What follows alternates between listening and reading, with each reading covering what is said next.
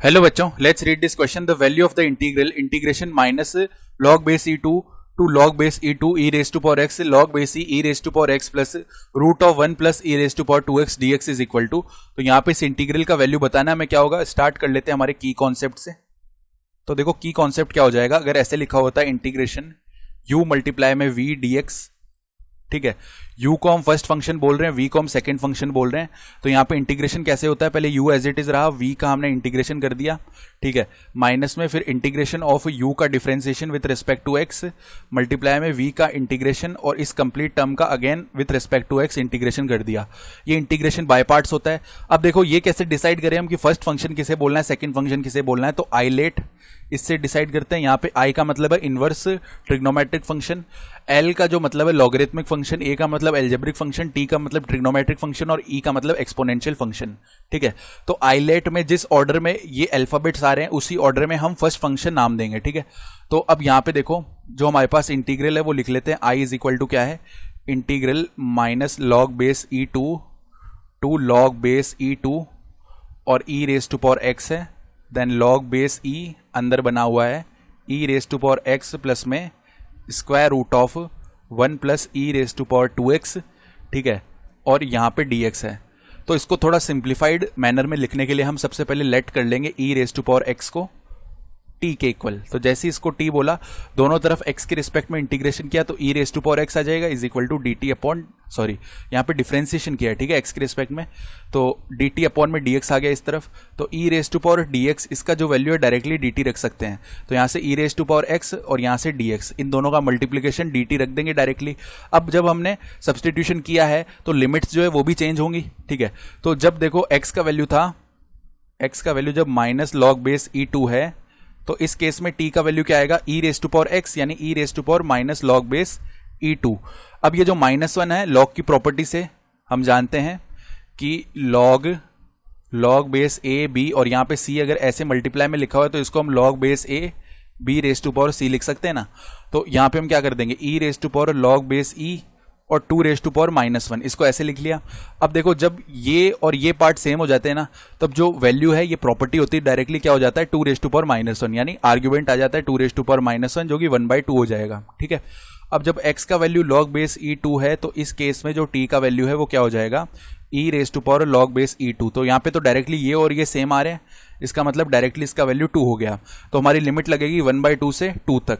तो यहाँ से देखो जो i का वैल्यू है वो हमारे पास क्या आ जाएगा, i is equal to integration, limit लग जाएगी हमारी 1/2 से लेके 2 तक। ठीक है, और e raise to power x dx ये तो dt में चला गया।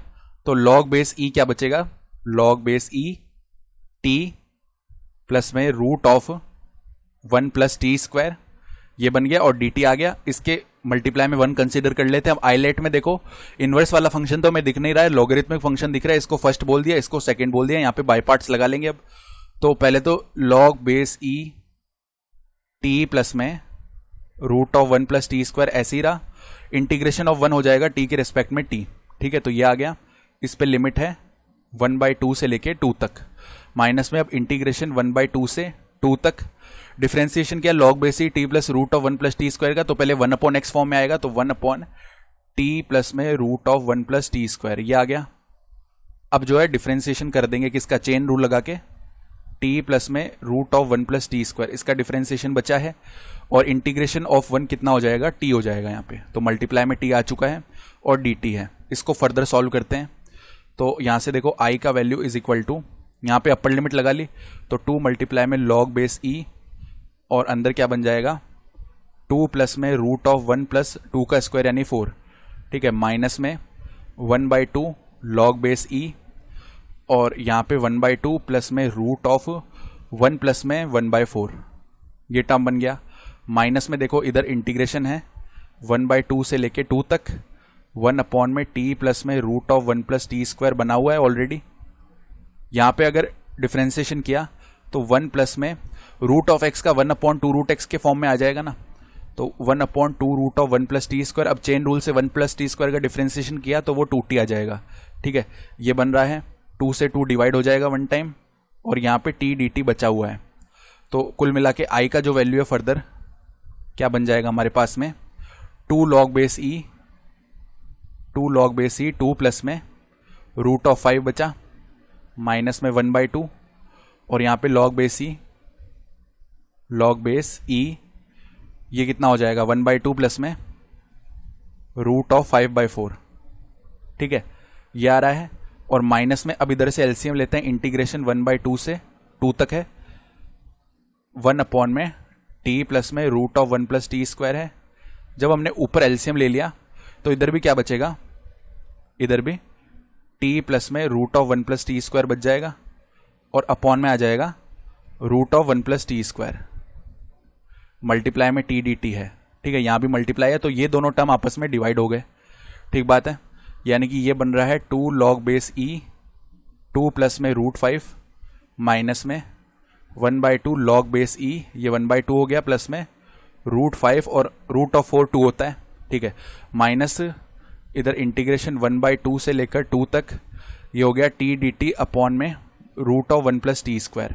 अब इस इंटीग्रल को हम अलग से I1 बोल के इवेल्युएट कर लेते हैं, तो I1 is equal to integration 1/2 से लेके 2 तक है टी डी टी अपॉन में root of 1 plus T square.